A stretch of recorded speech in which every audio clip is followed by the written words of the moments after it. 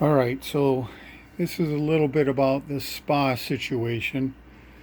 I'm in the basement here. Notice we have some spare chemicals here. I've also just ordered some more. So, and we have some test strips here, but be careful. They got to say it says bromine on it, so you got to be using the bromine test strips. I made a mistake and I ordered some of these that say chlorine, so you don't want to mess around with those. And this is the container I use to carry the chemicals up to the spa. So what you see in here, you'll see Defender. Has to be added on a weekly basis. The Bright and Clear, that gets added on a weekly basis. And this enzyme. So these three guys get added using this container here. You see that? Now this guy is 4 ounces, so you put about half in here, which is 2 ounces. You can see the 2 ounce mark there. So for each of these, you put 2 ounces in and just throw it into the spa while you turn on the #1 jet and have it circulate that. All right, so that's that. What else do you have in here? You also have alkalinity increaser. So this is going to be based on the test that you do on a weekly basis, whether or not you need to add this.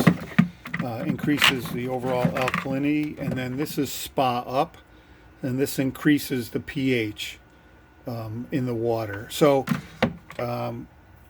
I never have to reduce the pH or alkalinity. Also, it always gets low, so I only need the alkalinity increaser and the Spa Up.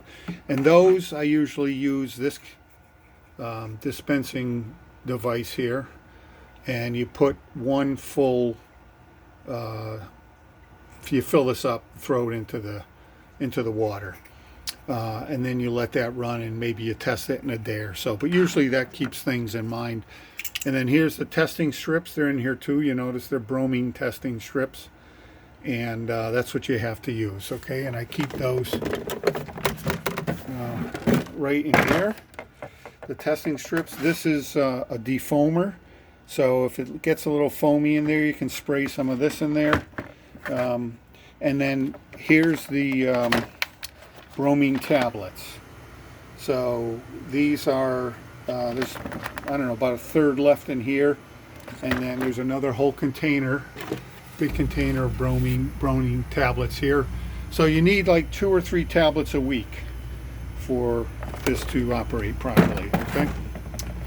So that's that. And then the other thing I talked about was if you absolutely have to put some water in there, I use this hose, our outside hose reel.